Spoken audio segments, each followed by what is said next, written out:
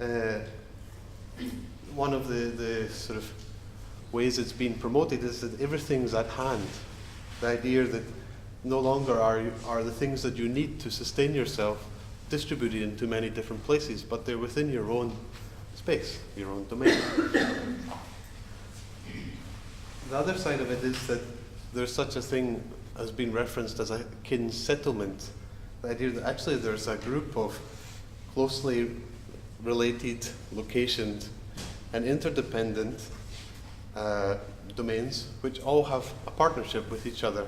And within all these different families and different domains, they create a sort of a settlement which includes infrastructure for administrative, educational, medicinal, cultural, sporting, and other social establishments or institutions. So really what it's referring to here, in other terms, is this a grassroots community building. But the way that you see how it's represented is very much a back to the land movement. And thank you, Tapio, for moving on to show a few of these.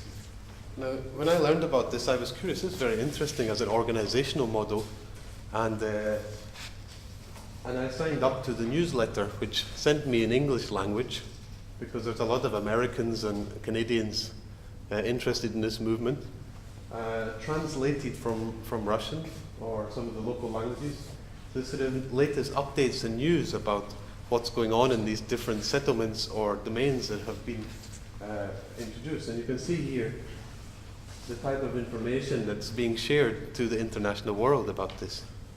And I presume also to the local language too. And what I find very curious here is that there's maybe pictures to describe this land. There's some description of where it's located, how you might get there, the amount of space that's available for people, and maybe something about what's going on there. But I still have many questions about this. And I suppose these are also questions to you as the audience. What would you want to know about this place before you decided to invest yourself in it? Let's say you could speak the local language and you were really ready to move. You would like to get a piece of land, and as you know, in Central Asia there is a lot. What would you want to know? What's important to you?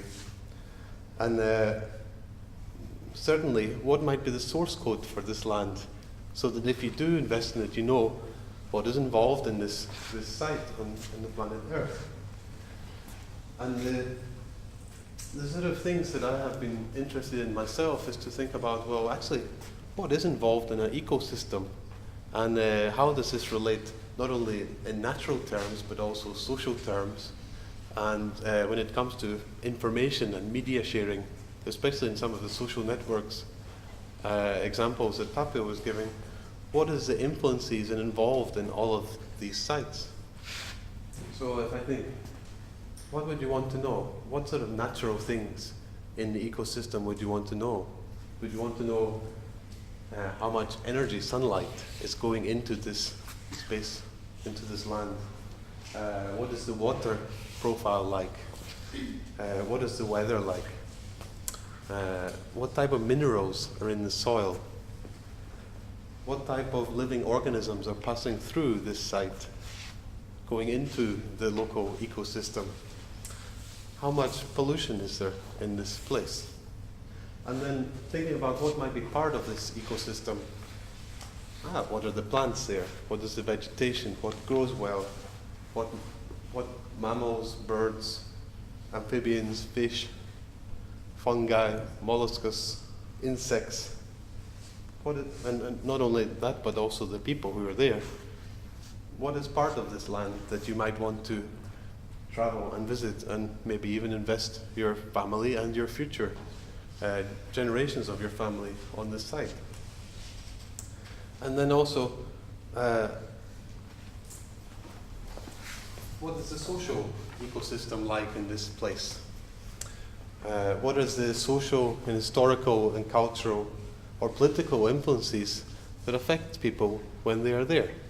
What are the histories that are involved? How are the organizations of people there? Is there any money? Are there any sponsors? And then also, what are the habitats there? Actually, Are there good places to get shelter? Are there good places to meet people? These are all things that you would want to know, I guess. The other side of things is information. Who knows what? Who's doing what in that area? Is there information that you could find about this land from other sources than just going there? From websites or archives? What about the data that you might want to learn more about this site? Map information, weather information, soil pH, soil nutrients. Maybe you'd want to have a live sensor on site to check this over time. So my question for you, and I hope towards discussion, is how are you or we going to gather such source code for parcels of land if we are actually going to get involved in land reform?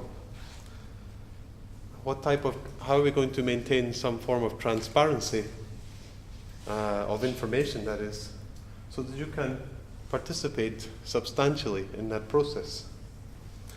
And I guess that it probably involves some of the measures of cooperation that you were speaking of, critical perspectives like some of Tapio's, and also the generosity that I think we already have in this event. And I'm interested to hear how our discussion goes. Thanks very much.